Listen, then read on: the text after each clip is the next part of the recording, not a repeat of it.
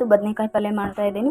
ಅರ್ಧ ಕೆಜಿ ಬದನೆಕಾಯಿನ ತೊಗೊಂಡಿದ್ದೀನಿ, ಒಂದು ಈರುಳ್ಳಿ ತೊಗೊಂಡಿದ್ದೀನಿ, ಒಂದು ಟೊಮ್ಯಾಟೊ ಹಚ್ಕೊಂಡಿದ್ದೀನಿ, ಕೊತ್ತಂಬರಿ ಸೊಪ್ಪು, ಸ್ವಲ್ಪ ಶೇಂಗದ ಪುಡಿ, ಕರಿಬೇವು, ಸಾಸಿವೆ ಜೀರಿಗೆನ ಹಾಕ್ತಾ ಇದ್ದೀನಿ. ಹೆಚ್ಚಿದ ಉದ್ದನೆ ಈರುಳ್ಳಿ ಹಾಕ್ತಾ ಇದ್ದೀನಿ, ಕರಿಬೇವು ಹಾಕ್ತಾ ಇದ್ದೀನಿ, ಚೆನ್ನಾಗಿ ಟೊಮ್ಯಾಟೊ ಹಾಕ್ತಾ ಇದ್ದೀನಿ.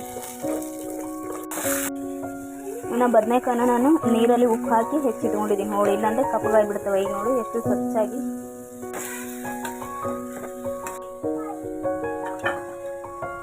ಎರಡು ಚಮಚ ಖಾರ ಪುಡಿ ಹಾಕೋತಾ ಇದ್ದೀನಿ,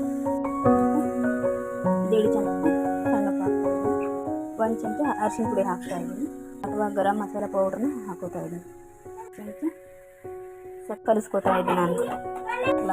ನಾನು ಒಂದು ಸ್ವಲ್ಪ ಹೆಸರು ಬೇಕು, ಹಾಗಾಗಿ 4 ಗ್ಲಾಸ್ ನೀರನ್ನು ಹಾಕ್ತಾ ಇದ್ದೀನಿ. ಇವಾಗ ಇದು ಕುದ್ದಿದೆ, ಬದನೆಕಾಯಿ ಪಲ್ಯ ಎಷ್ಟು ಚೆನ್ನಾಗಿ ಕುದ್ದಿದೆ ನೋಡಿ. ಈ ಥರ ಶೇಂಗದ ಪುಡಿನ ಹಾಕ್ತಾ ಇದ್ದೀನಿ, ಕೊತ್ತಂಬರಿನ ಹಾಕ್ತಾ ಇದ್ದೀನಿ, ಗುರೆಳ್ಳು ಪುಡಿ ಹಾಕ್ತಾ ಇದ್ದೀನಿ. ಗುರೆಳ್ಳನ್ನು ಹುರಿದು ಮಿಕ್ಸಿ ಮಾಡಿ ತೊಗೊಂಡಿದ್ದೀನಿ. ಹೀಗೆ ಶೇಂಗದ ಪುಡಿಗೆ ಕಲರ್ ಆಗುತ್ತೆ.